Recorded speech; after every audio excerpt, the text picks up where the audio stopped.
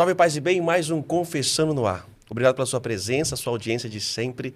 E é uma alegria muito grande poder estar aqui dividindo essa mesa com uma grande artista cristã, católica, uma das melhores vozes femininas do país, que tem ajudado a evangelizar a nossa missão como católico, como igreja, Sueli Façanha. Bem-vinda. Obrigada, padre. Quem é Sueli Façanha? Sueli Façanha, eu gosto de dizer que é uma consagrada, né? A Deus, vive em comunidade, sou membro da Comunidade Católica Shalom há 32 anos, nasci em Fortaleza, no Ceará, sou casada, tenho 3 filhos e um ministério de evangelização através da música.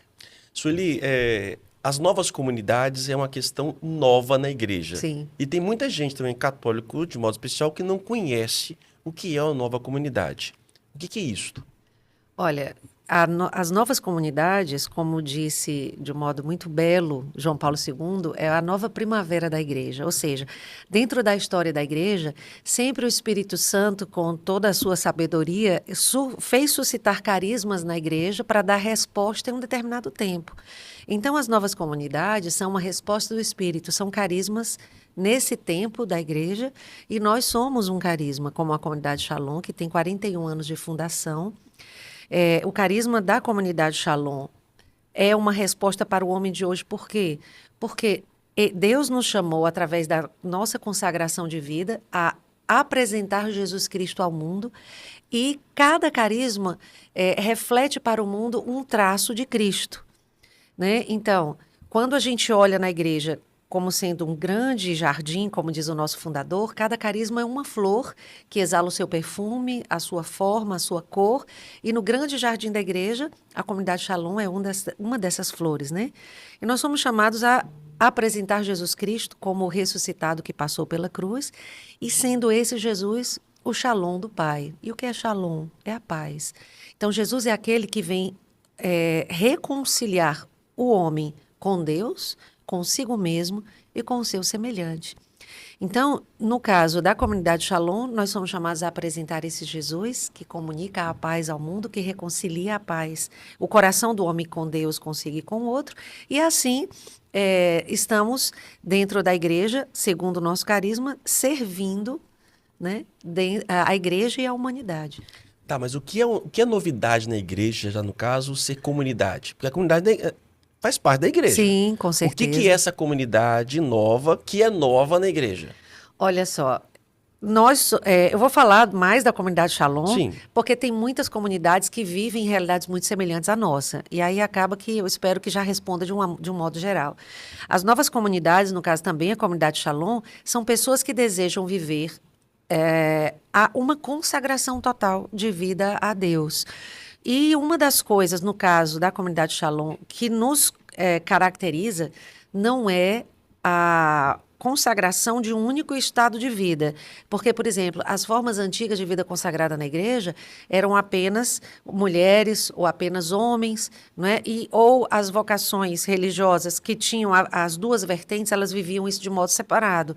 No nosso caso, de nova comunidade, nós vivemos juntos. Então, são pessoas consagradas a Deus, que vivem nos estados de vida do celibato, sacerdócio. O celibato e o sacerdócio estão dentro de um mesmo aspecto, o sacerdócio como ministério e também o matrimônio. E dentro dessas 3 realidades de celibato, porque aqui envolve mulheres e homens, o sacerdócio para os vocacionados ao altar, os casados e aqueles que estão caminhando para discernir o seu estado de vida. Então, assim, você conviver com padre celibatário, com família, com criança, tudo junto no mesmo espaço, é um grande novo para a igreja, né? E nós estamos ali porque nós decidimos renunciar à vida que nós tínhamos antes, e eu gosto de dizer, como é também o nosso carisma, renunciar os nossos desejos de realização no mundo, para que nós possamos viver unicamente na comunidade, uma vida fraterna, voltados para a evangelização. Só lembrando, comunidade, a quem nos assiste, comunidade não é aquilo que você vai na igreja, na comunidade, você vê um casal, um padre, não. Eles vivem juntos. Então, vive junto numa mesma casa, no mesmo prédio, um padre, vive junto o casal, os irmãos, todo mundo junto. Todo mundo junto. Ave Maria cheia de graça. É bom demais, padre. É importante dizer que a família tem o seu espaço, porque precisa de um lar para onde os filhos serão gerados e educados, né? Os rapazes, aí tem a casa dos rapazes, onde ficam os irmãos que estão em discernimento do estado de vida, os celibatários, os sacerdotes vivendo ali, tem as moças também. E também nós temos um caminho formativo, porque as pessoas que se sentem chamadas a essa vocação, elas fazem um caminho vocacional, sendo acolhidas, sendo percebido que ali é uma vontade de Deus, uma vocação que está no tempo de desabrochar. Ela vai fazer um caminho de postulantado, depois vai para uma casa que faz um ano de formação no discipulado, e depois, do discipulado. Antes nós chamávamos de noviciado, mas com a aprovação dos estatutos, a igreja pediu para a gente reajustar alguns termos, e hoje nós chamamos de discipulado. Então fica numa casa de formação por um tempo, por um ano, depois mais um ano nas missões, e inicia um caminho de 5 anos de votos, de promessas, que se renovam até que se chegue às promessas definitivas. No meu caso, eu sou membro consagrado com promessas definitivas na comunidade de vida. E isso não era legislado pela igreja. No direito canônico não existia isso. Como você Uma falou, loucura. já existia o quê? Uma vida consagrada de um padre que ia para uma congregação, para um padre diocesano, uma freira, uma leiga consagrada, mas não existia até então, nos documentos da igreja, essa forma comunitária de estar juntos, consagrados, como eu disse, né? Casados, religiosos e assim por diante. Então, nós nos denominamos uma nova forma de vida consagrada. E onde é que a igreja encontrou uma prateleira para nos colocar? Como associação privada de fiéis. Como nasce esse movimento? De onde... você falou que a Shalom tem 41? 41. É uma das primeiras no Brasil? A Canção Nova também. A Canção Nova foi um pouquinho antes. Exato. E tem muito fora do país? Nossas casas, sim. Não. Outros lugares no mundo... Outras comunidades, sim. Surgiram também, sim. Simultâneos, mais ou menos? Sim. O Espírito foi soprando isso? Sim. Quando e por que surgiu? Como é que você vê, como é que vocês conseguem ler a origem desse movimento do Espírito? Padre, como eu lhe disse, a cada tempo o Espírito Santo vem com uma resposta para o mundo. E as novas comunidades são essa resposta. Por quê? Porque, digamos... o homem de hoje precisa de um testemunho de vida consagrada mais acessível a ele, entendeu? Porque nós não usamos hábito, nós não, como eu lhe disse, nós não vivemos numa única forma num único estado de vida que é o celibato. Então, nós conseguiríamos nos inserir muito mais na sociedade, né? Porque dentro por exemplo, da comunidade Shalom, nós temos a comunidade de vida e a comunidade de aliança. A comunidade de vida, ela está ali inteiramente para a evangelização, não é? E se constitui o núcleo da obra. A comunidade de aliança já está nas empresas, nas suas profissões, vivendo uma vida de consagrado ali, entendeu? Podendo também ser enviado em missão. Nós abrimos mão dessa parte. Nós não temos patrimônio, por exemplo. Então, é muito mais fácil hoje uma pessoa se identificar comigo, que não uso hábito, né, com uma vida religiosa já presente na igreja há mais tempo. Então, a cada momento da igreja, Deus tem uma sabedoria própria, né? E o próprio o Papa João Paulo II nos acolheu dizendo que nós éramos uma resposta. Um dia eu atendi, na verdade eu entrevistei uma freira, e eles falaram do movimento do hábito, de ter retirado o hábito na América Latina, no Brasil de modo especial, e uma forma de aproximar mais do povo. Você acha que a vestimenta afasta... Você quer a minha opinião? Sim, a sua opinião. Ué, eu tô começando eu vou dar. Opinião. Você acha que o hábito atrapalha, aproxima? O que o hábito hoje é para muitos que procuram? Sei lá, nem vou dar pistas aqui, não. Olha, padre, eu acho que nós temos que ser fiéis. Claro que o carisma ele vai se atualizando, não é? Eu fiz um curso em Roma e a gente viu muito isso, que tudo aquilo que é essencial não se pode mexer. Mas aquilo que pode ser atualizado ao longo do tempo pode ser alvo de uma revisão. Muito provavelmente, as instituições de vida religiosa fizeram isso, escolhendo o hábito como algo que poderia ser mudado. Eu, em particular, já penso diferente, porque o hábito é um grande testemunho de alguém que rompeu com o mundo, entendeu? Então, na minha opinião, o hábito não deveria ter sido mexido. porque também esvazia no coração do consagrado as renúncias que ele fez lá no passado ou que os seus fundadores fizeram. Então, viver o desligamento com o mundo e testemunhar isso através de uma veste faz muito sentido para o homem de hoje também. Então, no nosso caso, é diferente, nós já nascemos assim, entende? Mas eu acho que a gente não pode ir mexendo nas coisas sob o risco de perder o essencial, entendeu? E a gente vai se secularizando. Isso é um grande perigo. As comunidades, então, surgem, Shalom, 41 anos. Nós temos o movimento da renovação carismática há um pouco mais de 50 anos no Brasil e no mundo. As comunidades vêm da renovação? Sim. São movimentos... A minha comunidade nasceu de uma experiência com o Pentecostes, com o batismo no Espírito Santo. Agora, nós somos um carisma, né? Nós somos um carisma que vive o espírito da renovação carismática. Nós não, enquanto estrutura, nós não somos, digamos assim, nós não pertencemos à estrutura da RCC. Porque nós somos um carisma próprio, nós estamos ligados diretamente à hierarquia da igreja. Inclusive, na época, as nossas regras inicialmente escritas passaram pela revisão do nosso bispo arquidiocesano, lá de Fortaleza, na época Dom Cláudio Umes, que ele estava em vista de ir para São Paulo, e ele disse, olha, antes que eu faça essa mudança, eu quero...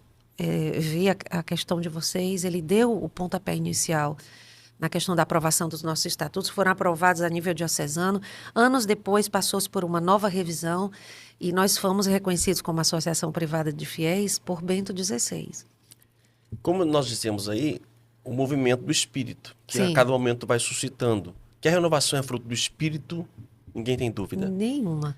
Que vocês são consequência e frutos deste movimento Sim. do Espírito. Por outro lado, vemos a renovação enquanto se um pouco, não sei, eu posso ver em geral, um pouco mais enfraquecida. O que você atribui isto? Como você consegue ver, já que esse movimento foi tão forte, você acha que está passando esse movimento, está amadurecendo por outras formas?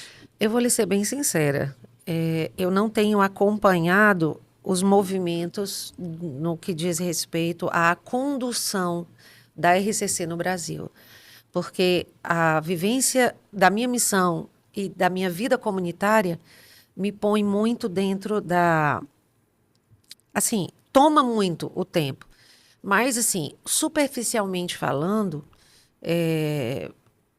o que gerou a renovação em si, como fruto de um Pentecoste na nossa vida? Desejo de ser de Deus, busca da vida de oração... amor à palavra de Deus, busca do Santíssimo Sacramento. Então, a necessidade de nós sermos formados. Então, assim, como eu posso dizer, eu não vou dizer que a estrutura da RCC negligenciou isso aí, porque eu não sei. Mas é preciso estar sempre se questionando se isso está sendo bem vivido. Entendeu? E outra coisa, segundo a lente do carisma, a experiência da renovação carismática por exemplo, na Itália é um movimento reconhecido, o movimento da renovação carismática. Nós não entendemos assim. A renovação carismática é uma graça, entendeu? Então, ela não deveria ser, talvez até aqui no Brasil já seja assim, não sei explicar, mas não deveria ser algo que digamos assim, como mais um movimento, mais uma pastoral, mais como algo que me faz viver a minha vida dentro da minha paróquia, em todos onde eu estou. Mas aí eu oro em línguas, eu sou aberta aos carismas. Claro que eu preciso me reunir com pessoas que vivem essa realidade para me alimentar. Mas isso deveria me fazer viver inserido na sociedade, né? 41 anos de Shalom, 30 e poucos anos seus. 32, no ano de 23. Como é que era evangelizar há 30 anos e agora? O que mudou? Olha, como é que você vê hoje o ser humano nesses 30 anos? Eu acho que, assim, um aspecto que eu poderia dizer é a questão de entrarmos num continente digital, né? Hoje, nós estamos vivendo uma vida cada vez mais inserida no digital. E nós precisamos, para evangelizar e alcançar o homem de hoje, entrar nesse universo, né? Então, uma das coisas, por exemplo, no ano de 2022 eu lutei contra um câncer e eu não pude mais viajar por causa do tratamento, da debilidade que eu estava vivendo. E eu fiquei muito chateada com Jesus. Eu disse, poxa vida, depois de uma pandemia, doida para voltar para a missão, ter que parar de novo, mais um ano, seria o terceiro parada. Ele disse, o câncer vai ser a sua missão. Para onde é que eu fui? Eu fui para o digital. E eu consegui, através da cruz que eu estava vivendo, gosto de chamar assim, do calvário que eu estava vivendo, eu consegui trazer para perto um número muito grande de pessoas só partilhando com alegria como eu vivia a minha cruz. Então, hoje, realmente, estar no digital, ter a oportunidade de estar aqui conversando com você, é uma das maneiras da gente alcançar o coração das pessoas de hoje. E também informar aqueles que ainda não migraram para isso, se acorda, porque o mundo é outro. Partilhar dor com alegria. O que é isso, gente? Dor é dor. É uma loucura, né? Dor é dor. Como é que eu posso ter alegria na dor? Sabe quando Que eu acho... receita é esta, mulher? Homem de Deus. Sabe quando eu acho que Jesus estava mais feliz? Quando ele estava morrendo. Eu acho que o ápice da felicidade de Cristo era dando o Espírito, devolvendo o Espírito ao Pai. Por quê? Porque a missão estava sendo cumprida. O demônio estava sendo vencido ali. As portas do céu estavam sendo abertas. Então, como é que Jesus pode estar feliz naquela hora? Porque ele estava no ápice do cumprimento da vontade do Pai para ele. Então, eu gosto de dizer que sofrimento não é cruz.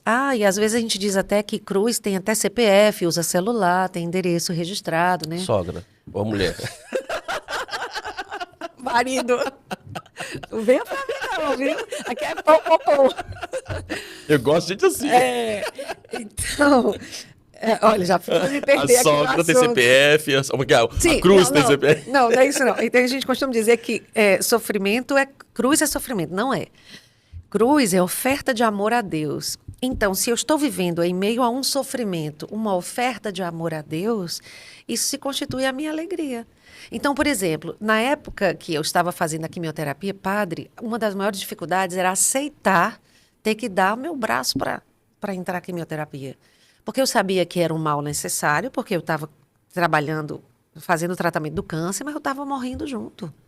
Entendeu? Então, assim, aí eu disse, o que é que eu vou fazer? Providencialmente, as minhas quimioterapias ficaram marcadas para quinta-feira. O que é quinta-feira? Um dia eucarístico na igreja, né? Eu disse, opa, as coisas melhorando. Então, eu vou aproveitar a quinta-feira como dia eucarístico, onde Jesus está no altar sendo adorado. Eu vou me oferecer para interceder para as pessoas que estão vivendo cruzes até maiores que a minha. Bati uma foto, colocava na minha rede social. Bora, pessoal, cadê as intenções de vocês? O pessoal lançava centenas de intenções ali e era a gotinha entrando aqui, Ave Maria, cheia de graça, Senhor é convosco, por aquelas pessoas. Aí o pessoal começou a dizer assim, mas como é que você reza por nós? Você está precisando de oração? Se minha irmã, minhas mãos estão cheias de coisas para oferecer a Deus por você. Então, e eu começava a dizer, quem diz que eu, pelo fato de estar precisando, também não posso dar? Então, a minha alegria era transformar aquele momento que para mim era difícil em uma oferta a Deus pelas pessoas. Eu me alegrava aqui. Eu falo isso muito quando vou visitar doente, no hospital, nas casas, né, na alimentação das pessoas. Eu falo isso. Ofereça. Você não pode sair agora de casa. Ofereça isso como um sacrifício, como oferta por você, pelos pecados do mundo inteiro, pela sua família. Faça desse caminho, desse calvário, um caminho de salvação. Para a pessoa e para o outro. Pessoas. Mas isso só acontece quando eu acredito na força da intercessão e na força da oração. Quando eu não acredito, é só um sentido que eu dou para aliviar o meu consciente. Entendeu? Eu não faço por isso. Eu não dou um sentido para que eu não fique... para que eu não fique triste.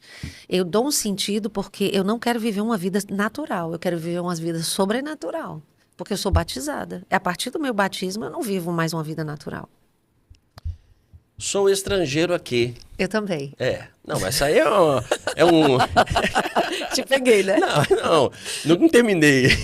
Mas é uma música muito, muito própria de vocês, da comunidade de Shalom, que é quase que um hino. Sim, né? se tornou. Que se tornou um hino de vocês.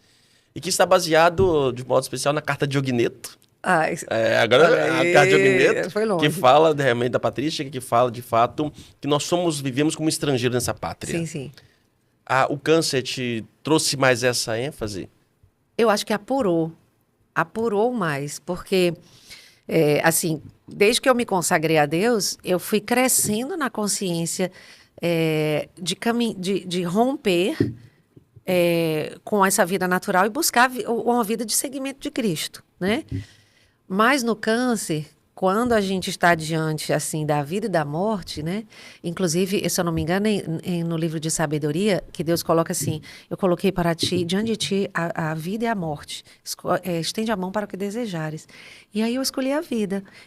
Mas que vida é essa? É a vida natural? Não.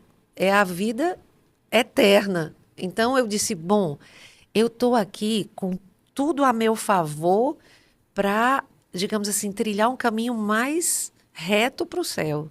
Então, eu quero aproveitar de tudo. E uma das coisas, inclusive, eu gosto muito do testemunho do padre Marlon Múcio, acho que é Marlon Múcio, né? Padre Marlon, ele disse assim, logo quando eu descobri o diagnóstico, eu disse: padre, eu quero sorrir igual você, porque para mim ele é uma obra divina, aquele homem, né? Aí ele disse assim: minha filha, então comece. Né? Não espere um dia chegar, não, comece a sorrir hoje. Eu disse: quer saber de uma coisa? Sempre falaram do meu sorriso como sendo algo que falava de Deus, porque eu vou sorrir agora na dor. Porque se antes já falava de Deus, na dor vai falar muito mais. Então, eu fui vivendo tudo isso, me alegrando em meio às dores, e eu comecei a entender o que significa a minha sabedoria é loucura para o mundo, né? E a palavra de Deus foi me guiando, a ponto de uma amiga minha chegar e dizer assim: você é louca, como é que você diz que você está com 2 tumores malignos com um sorriso aqui? Eu disse: minha irmã, se viver para mim é Cristo e morrer para mim é lucro, por que eu vou estar lamentando, né? Para mim foi uma alegria. Consagrada, casada, mãe de 3 filhos. Sim. E o seu câncer foi no seio. Sim. Foi curado? Padre, eu convivo com a possibilidade de retorno, porque uma das coisas que eu sempre busquei na comunidade é ser amiga da verdade. Então, a verdade me faz estar sempre consciente de que o câncer pode voltar. Se não voltar, eu não sei se não vai voltar, mas também eu não sei se vai voltar. Então, eu convivo com essa possibilidade. Isso me dá lucidez. Como é que é a sua relação com o câncer do seio no casamento, com o esposo? Como é que foi isso? Como é que foi vocês? Tranquilo, tranquilo. Porque nós vivemos para Deus. Ele também é consagrado? É consagrado. Dentro da comunidade de vida, as famílias são consagradas. Nós nos casamos dentro da comunidade, né? Só existe um caso onde a esposa é da comunidade de vida e o esposo não. Nossa. Que é o caso da nossa cofundadora, né? Então, eles eram uma família. A Emir? A Emir. Ah, não sabia. Ela é comunidade de vida. Não, eu sei que é comunidade de vida, não sabia que o esposo não era. Não é, mas ele vive ali junto com a gente. Mas ela vive a todas as renúncias que a gente vive, né? E aí, inclusive para qualquer pessoa, onde a gente não consegue viver por algum aspecto, por exemplo, eu estou aqui no Espírito Santo. Para que eu fizesse essa viagem, eu cheguei para o meu superior e disse: eu posso me ausentar tantos dias? Se ele dissesse não, eu nem teria marcado. A Emi também vive essas questões, né? Vou fazer uma pergunta agora bem popular. No cerne, já que você passou por esse calvário, por essa dor. Uma mulher com tanta fé, Deus fala: pedi e recebereis. Por que ele não te curou? Por que está doente ainda? Ou a possibilidade da doença? Olha, que Deus é esse? Que fé é essa? Tá, então, depois que eu me descobri doente, eu fui tão mais amada do que antes, que isso é um dos aspectos, né? Eu disse: poxa, Senhor, eu estou sendo mais amada agora do que eu sempre fui. Padre, eu recebi a oração de tanta gente. As pessoas me encontram por esse Brasil afora e dizem assim: eu rezei por você. Eu nunca vi aquele rosto. Então, assim, isso é uma declaração de amor de Deus por mim. Eu disse: poxa, Jesus, você podia ter feito isso antes, né?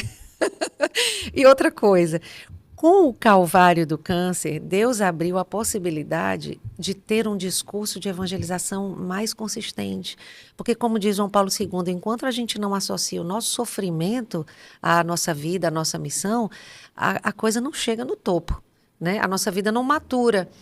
Então, agora, eu posso dizer que eu tenho a possibilidade de ter muito mais autoridade por ter sofrido do que antes.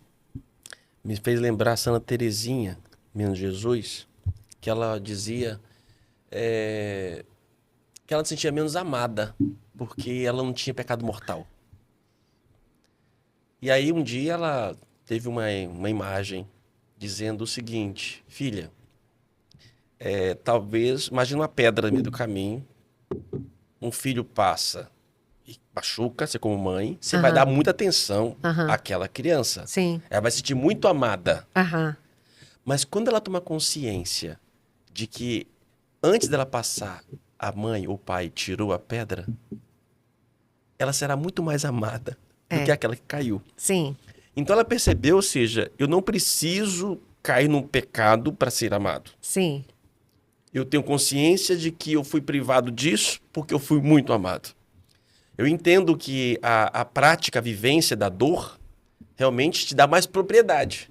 Mas, por outro lado, quando é o famoso livramento que o povo fala hoje, né? Aham. Quando eu tomo consciência também de que muitas coisas eu não passei por graça, me dá uma graça também um pouco maior. E é isso que nos falta, às vezes, essa consciência de que nós somos amados. Sim, com certeza, você passar por uma... Porque, às vezes, o discurso religioso e muito da renovação, eu era um bêbado, eu era isso, e agora Deus me libertou, Deus me curou. Essa pessoa fala com propriedade. E aquela pessoa que, poxa, eu não tenho nenhuma história para contar. Eu sou dessas. Não tem nenhuma história para contar. Porque. Aí eu venho com Santa Teresinha, olha, você não tem história, mas você foi muito, talvez, muito mais amado do que. Se podemos dizer isso mais do que menos. Pois né? é, mas por que que eu tive câncer, padre? Porque eu sou de carne e osso, né? Eu não sou anjo. Então, assim, pode acontecer comigo coisas que podem acontecer com qualquer pessoa, né? Eu acho que a gente quer ter uma vida angelical nessa terra. Não dá. A gente vive as características desse tempo. O que é que eu quero dizer desse tempo? Da nossa realidade humana, entende? Agora, eu poderia ter sido livrada desse câncer? Poderia. Mas será que Deus deixou de me amar porque eu passei por isso? Porque eu tive que tirar os meus seios, né? É, eu acho que não, porque ele me mostrou muito mais amor porque ele sofreu comigo, né? E ele me deu a oportunidade de alcançar mais pessoas agora, porque eu sofri do que antes. Porque uma das coisas que eu concluí foi, antes eu dizia, tudo concorre para o bem dos que amam a Deus. E agora eu continuo com o mesmo discurso, mas mudou. Mudou porque quem fala sofreu. E senão, se o discurso é o mesmo, o sofrimento dá uma autoridade nova a essa palavra, entendeu? Então, eu sou muito feliz por isso. Se eu pudesse mudar, eu teria mudado. Só uma coisa eu teria evitado, que eu acho que é a causa de tudo isso. Mas é um tema muito polêmico, eu prefiro não abordar aqui. Ah, não. Aí você mexeu. Padre. Agora você mexeu comigo, filha. Só uma pitadinha. As picadinhas. Só uma pitadinha. As picadinhas. O que é isso? Desculpa, remédio? Na pandemia. Ah, tá.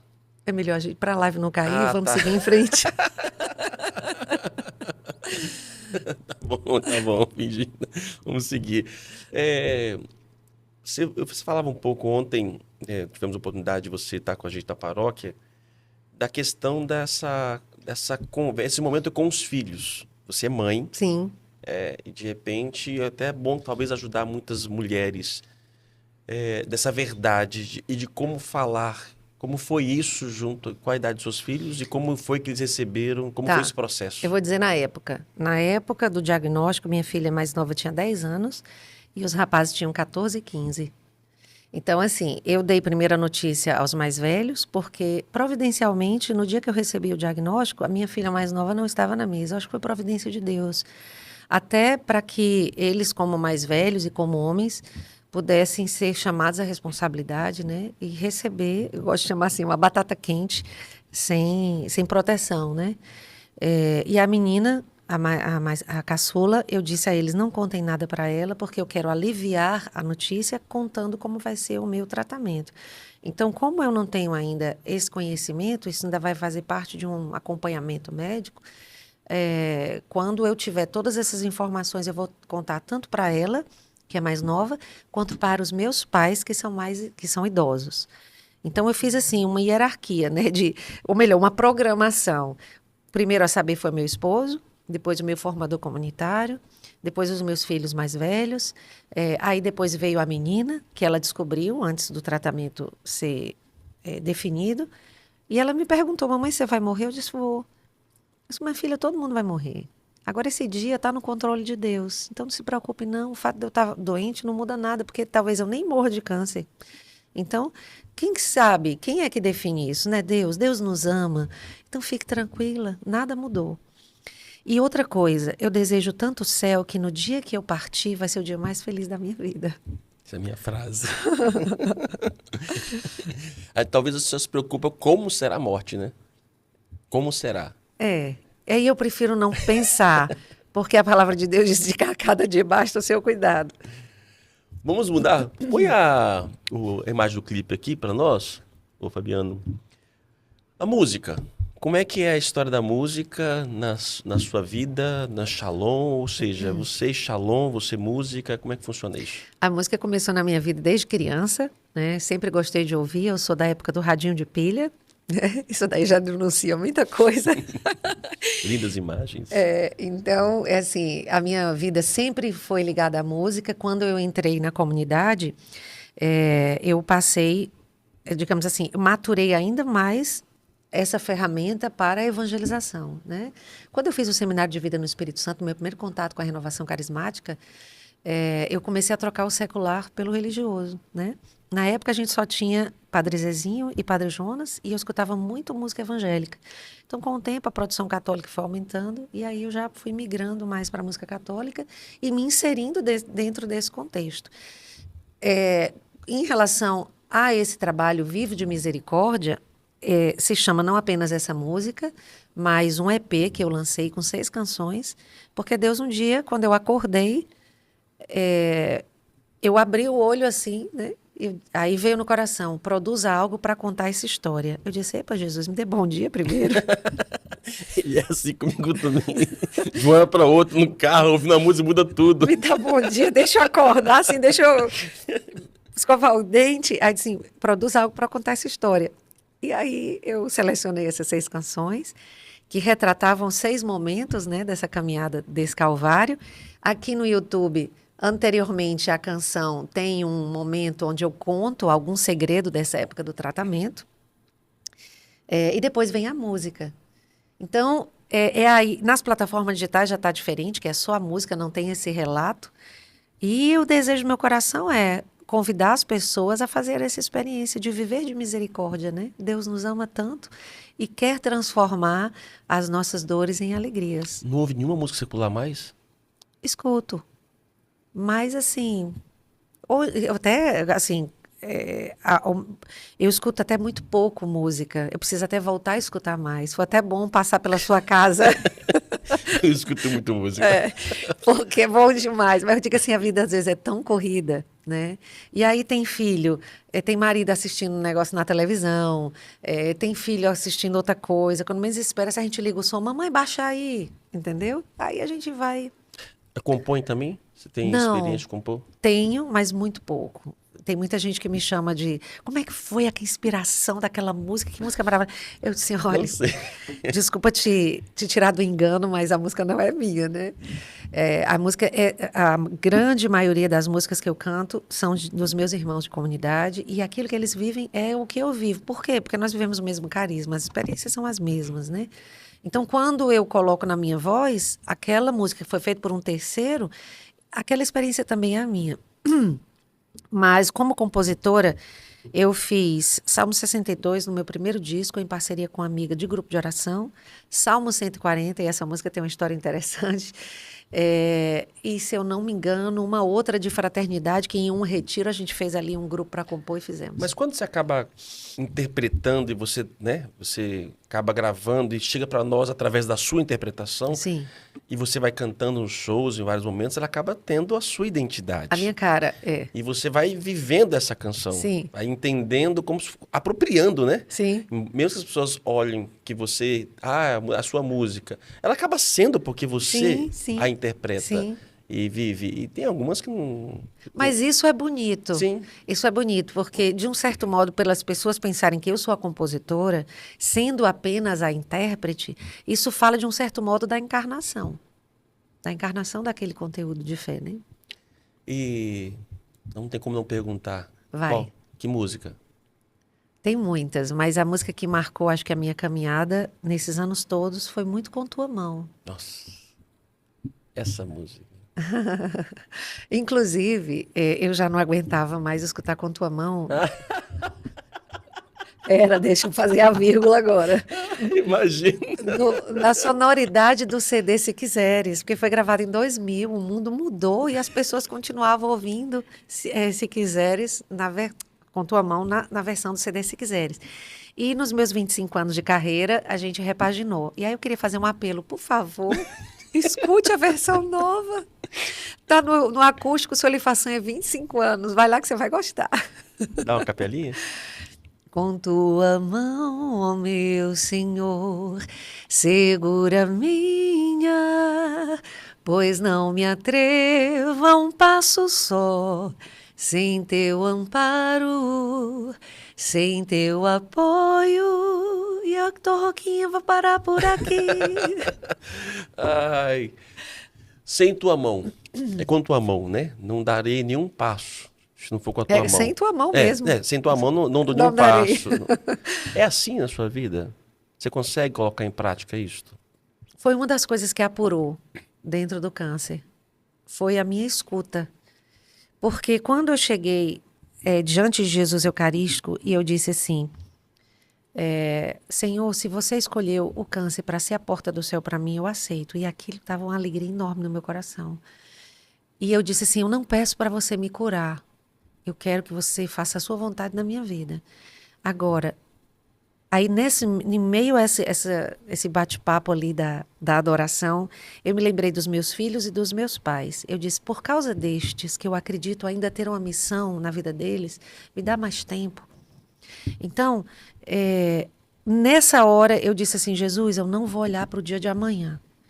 Eu só tenho hoje para viver. Por quê? Porque se eu tiver expectativas sobre o meu tratamento, se vai dar tudo certo, se vai ter êxito ou não vai, eu vou, querendo ou não, tomar minha vida para mim. Então, eu olhando só para hoje, para o que eu tenho que viver hoje, a programação que eu tenho que fazer, só se for ali, de segunda-feira eu vou fazer aquela coisa. Mas as pessoas olhavam para mim, se ele vai dar tudo certo.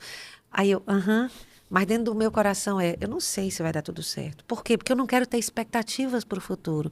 Quando eu comecei a me exercitar assim, eu comecei a ouvir a Deus em cada passo que eu ia dar. E aí eu aprendi que quando eu não sei o que fazer, eu preciso meter o pé no freio e esperar. Enquanto ele não fala, eu aguardo. Se na minha racionalidade eu não chego a uma coisa óbvia, que está na cara que eu tenho que fazer isso, eu espero ele falar. Já que você tocou nesse assunto, fé e razão. Maravilhoso. Duas pernas que a gente tem que andar. Você é racional? Sim, procuro, mesmo sendo mulher. Aí já não entra nesse assunto. Por favor, porque senão... Eu sou muito racional. Eu acho que a razão me ajuda a meu acreditar. Não nego o sobrenatural, a graça, o milagre, pelo contrário. Não é à toa que eu rezo. Tem a espiritualidade. Mas ela é alimentada pelo desenvolvimento do meu racional, que vem pelo estudo, pela leitura. Sim. Se eu não tivesse sido racional, a racionalidade, ou a razão, melhor dizendo, foi uma das pernas onde eu me apoiei. Porque se eu fosse me guiar pelos sentimentos, né, pelas minhas emoções, as emoções, elas dão um colorido à vida. Mas as minhas decisões não podem ser movidas pelos meus sentimentos. Senão, o que é que vai ser de mim? Como é que eu teria vivido com sanidade mental se eu fosse viver esse momento baseado nas minhas emoções? Se as minhas emoções vão ficar aqui, mas eu quero me pautar pela verdade. Então... em cada momento, como eu disse para minha filha, com muita tranquilidade, vai morrer, vou. Por quê? Porque é uma particularidade da vida, minha filha. Um dia isso vai acontecer com todo mundo.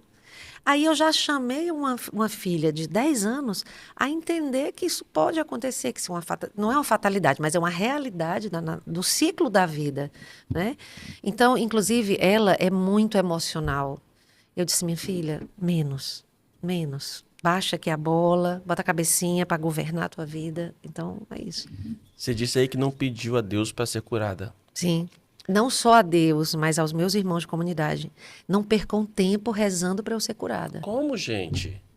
Mas Como é que eu vou ser racional se eu não pedir isso, padre? Mas não é a esperança. Isso é loucura? Não, aí, mas você não pode pedir a Deus para poder curar? Não, Por que não? porque eu me consagrei para fazer a vontade de Deus. Tá, mas Aí eu disse assim, rezem para que Deus faça a vontade dele na minha vida. Padre, ou eu acredito que Deus quer o meu bem, ou eu não acredito.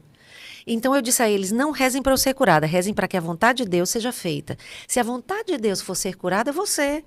Se a vontade de Deus não for ser curada, mas que eu parta, vocês estão perdendo o tempo de vocês. Não façam isso, não. me lembrou a patrística, minha área. Oba, me dá mais Santa Inácio de propriedade. Antioquia. Santa Inácio de Antioquia, quando ele foi condenado à morte, ele faz a viagem para Roma.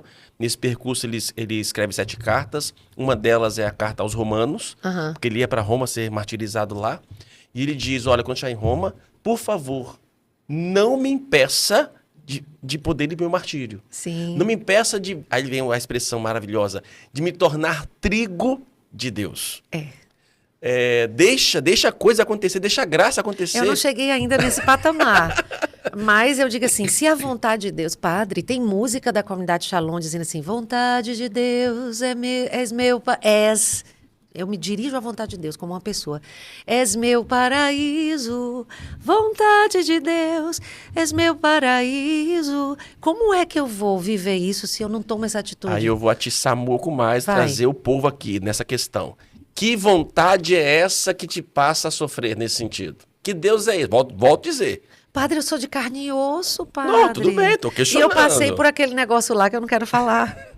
Entendeu? Então, faz parte da realidade humana.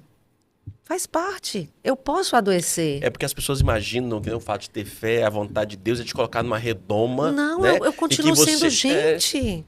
E que não vai passar por dificuldade nenhuma.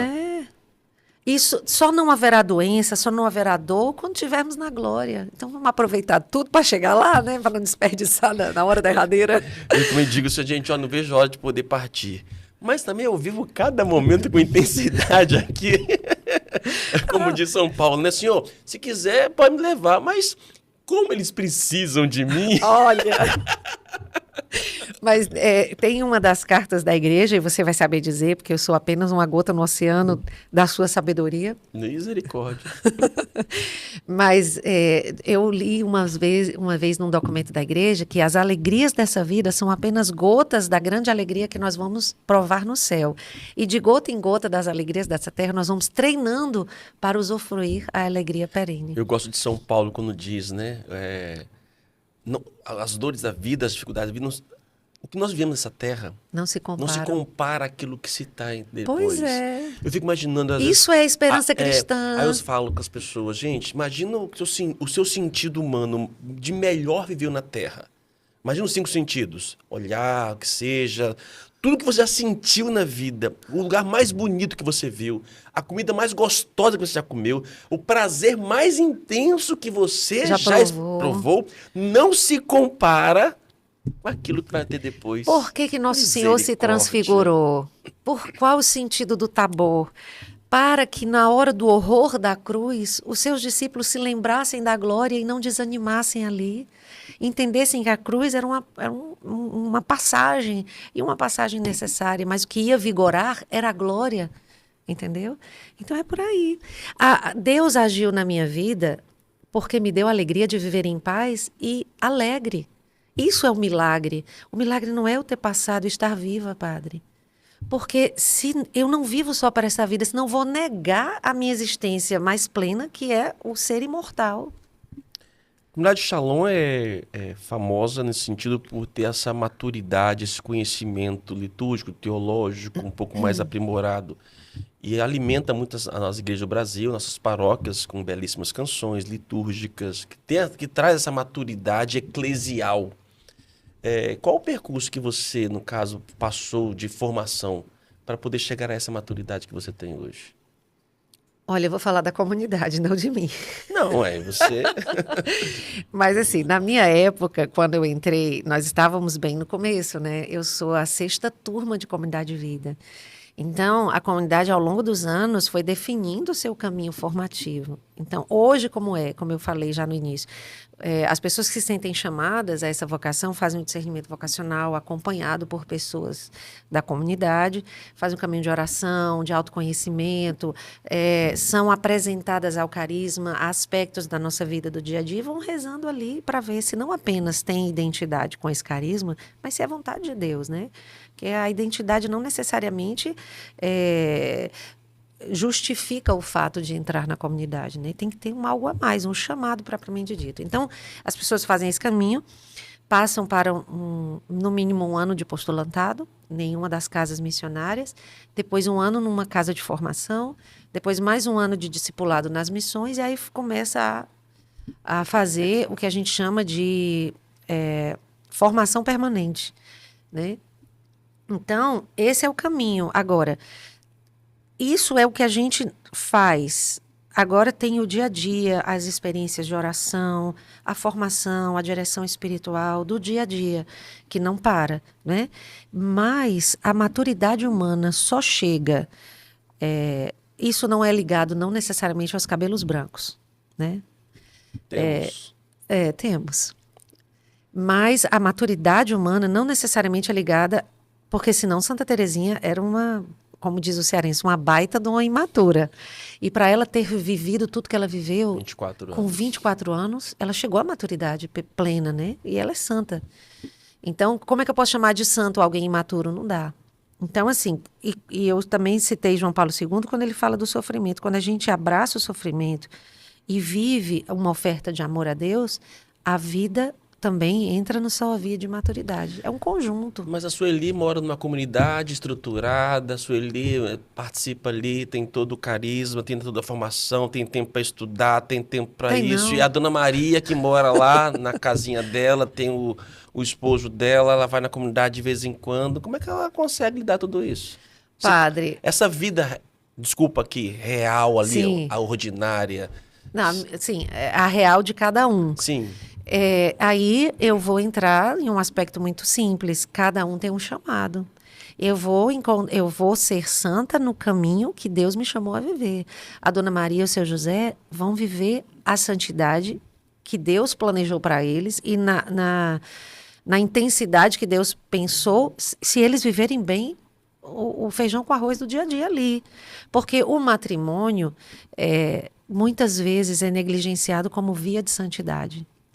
A gente só vai entender a vida de santidade se for padre, se for um consagrado, se for para a África, dar a vida lá.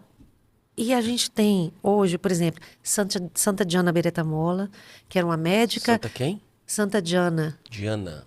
Ela é santa, era casada, uma médica, que, se eu não me engano, no quarto ou foi no quinto filho, descobriu, se eu não me engano, foi uma enfermidade, e para que ela fizesse o tratamento, ela precisaria abrir mão da vida do filho. E ela disse, não, maior amor tem aquele que dá a vida, se pelos amigos, quanto mais pelo filho.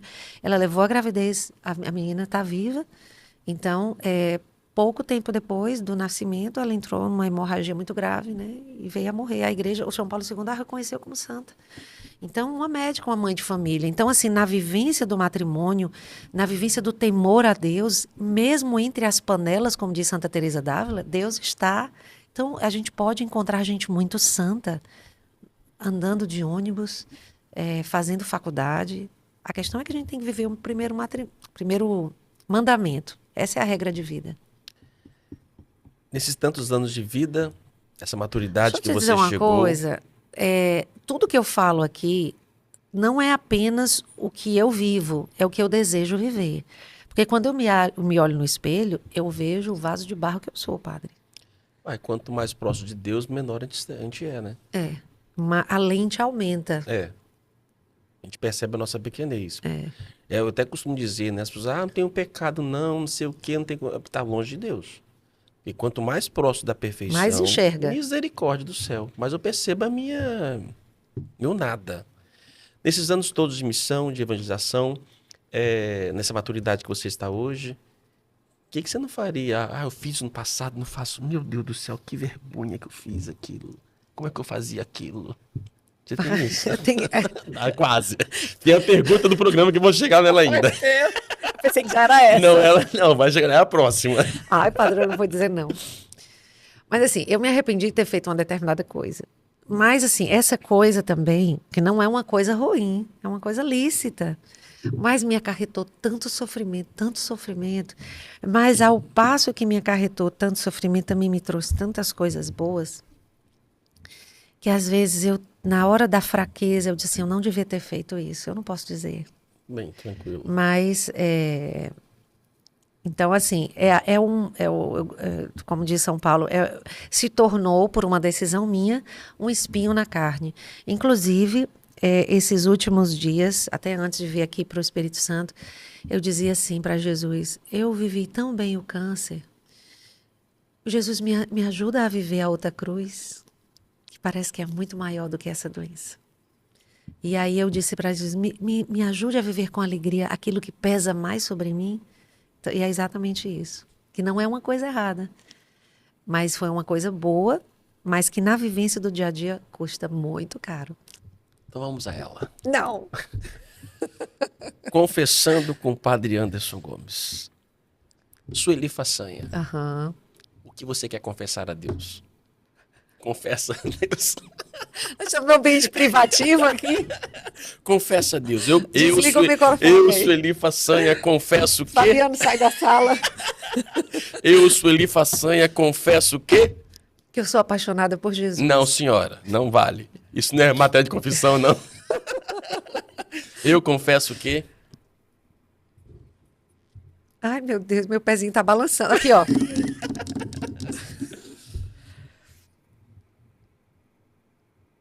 Ai, Jesus, me dá um tempo para pensar, eu tô nervosa. É porque, Você assim, falou até, alguns você até confessou aqui já até posso até lembrar pra você aí, alguns que já começou aí, você já colocou Ai, aí. Jesus. Você já teria dito aqui, né, que você nem sempre é aquilo que você fala. é o que eu quero viver também, né? Eu costumo dizer isso, Pronto, eu vou dizer. Ai, Eu tenho muita dificuldade na minha prática de oração do dia a dia. caramba. Da parada. Exatamente por ter uma cabeça muito acelerada. Eu acho que a gente nasceu na mesma barriga, quase. Você ora em línguas ainda hoje? Com certeza. Na sua oração pessoal? Sim, sim. Agora, uma coisa que se afinou mais, assim, eu acho que foi os dons do Espírito Santo. Faz. Do conselho, da sabedoria. Eu digo assim, depois do câncer. Eu acho que Deus tirou a cera do ouvido, sabe? E eu comecei a ouvir melhor. Às vezes até chegam pessoas com situações para poder receber um conselho. Eu disse, meu Deus, o que é que eu faço, né? Aí a pessoa termina, vem a palavra e responde àquela pessoa. Então, assim, a gente vê que não é a gente, é nosso Senhor que falando. Sueli, é um prazer muito grande, uma honra, né? Você faz parte da história de muitas pessoas, inclusive da minha, na parte musical, comunidade Shalom, acompanho à distância, mas ao tempo tão próximo. Muitas coisas fazem parte do meu ministério. Já tive a oportunidade, como já disse, né, de fazer o retiro do clero que vocês fazem todos os anos lá. Para mim foi um dos divisores de água da minha vida. Acho que tinha voltado de Roma, se não me falha a memória, acho que sim. E no momento de oração lá, você esteve lá, você também rezou, não deve lembrar disso. Não. Você rezou lá e foi uma missa cantada, uma celebração que você estava cantando, foi assim, foi o céu na terra. Então eu agradeço, é uma honra você estar aqui conosco, participando. Muito obrigado. E tá aberto aí, qualquer coisa que quiser falar. Posso falar para você? Pode? Opa, agora vem. Eu confesso que... Não, padre, o que eu diria para você era o que eu desejo dizer para todos os sacerdotes, né? Nunca tire os olhos de Jesus, porque ele é o objetivo da sua vida. Você não mudou a rota da sua vida escolhendo o sacerdócio para não viver para Jesus. E uma coisa que eu disse para o padre Marlon, que serve para qualquer sacerdote, eu disse, padre Marlon, a sua cama é o seu altar. Se a gente já sabe que o sacerdote não apenas é aquele que oferece a vítima ali em sacrifício, mas é também a própria vítima, mais ainda eu vejo essa vítima deitada nessa cama se oferecendo a Deus, né? Então, assim, que nesse aspecto de... que você seja as duas coisas, né? Que todos os sacerdotes assim o sejam, não apenas de oferecer, mas que se oferecer como vítima do sacrifício em todos os aspectos, para que o mundo creia naquele que tudo criou. Porque nós hoje vemos assim a dificuldade do homem atual de se submeter a uma vida gnóstica. Mas nós não podemos perder de vista que esse é o caminho. Então, por mais que o mundo esteja distante da verdade, nós precisamos acreditar na verdade. Por mais a resistência que esse homem tenha, nós precisamos lembrá-lo de que não existe salvação. Ora, se Jesus, não levando a sua realidade divina, se desceu até a nossa natureza, nós devemos descer dos nossos pedestais para uma vida de santidade, de castidade, de oração, de temor a Deus. Então, se a gente não acredita que esse beabá ainda responde às necessidades do homem de hoje, vazia a nossa fé, a nossa pregação. Então, eu acredito que para isso Deus até me fez adoecer, para eu poder dizer com a minha cruz que Deus ama, que Deus quer que nós vivamos uma vida de crucificados. Então, que a sua vida seja uma vida de um crucificado, apaixonado, louco por Jesus. Por onde você passar, até a sua sombra cura. Se Deus fazia isso com Pedro, vai fazer com a gente. Não porque a gente é muita coisa, mas porque aqueles que estão ali precisam. Já pensou se a minha luz, a luz que brilha em mim não for a luz de Cristo? Que contribuição eu dou nesse mundo, né? Então, que seu sacerdócio seja esse testemunho de vida santa, reconciliada com Deus, né? Uma vida alegre, né? No meio da sua academia, né? Que tal andar com um terço lá? Vou lhe dar um para você ficar com ele agarrado no braço. Ave Maria, cheia de graça. Já faço. Ô, Senhora conosco. Muito obrigado Deus pelo abençoe, carinho. viu? Reze por mim, viu? Que eu sou um vaso de barro. Somos. Que Deus abençoe o povo de Deus. Olha, até a próxima. Um grande abraço.